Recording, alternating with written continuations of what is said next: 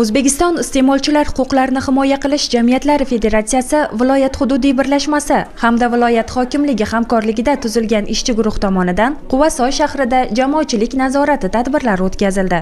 Ijtimoiy soha obyektlarining kuz-qish mavsumiga tayyorgarligi, sanitar-gigiyenik holati, xavfsizlik talablariga rioya etilishi hamda aholiga ko'rsatilayotgan xizmatlar sifati o'rganildi. Davlat tasarrufidagi 22-maktabgacha ta'lim muassasasi faoliyati ko'zdan kechirildi. O'rganishlar jarayonida tarbiyalanuvchilarning amaldagi soni taqdim etilgan ro'yxatga to'liq mos kelmasligi holati qayd qilindi. Hamshira xonasidagi dori-darmonlar zaxirasi o'rganildi.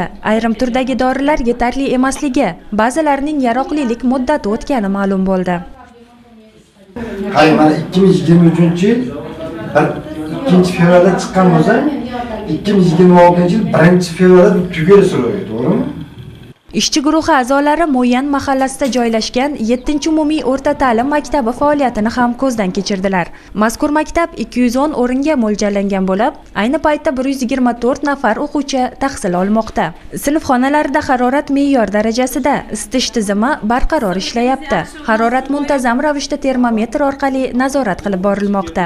Ta'lim muassasasida birinchi tibbiy yordam uchun mo'ljallangan dori-darmonlarning mavjudligi, sport zalining me'yoriy talablariga javob berish holatlari ham o'rganildi.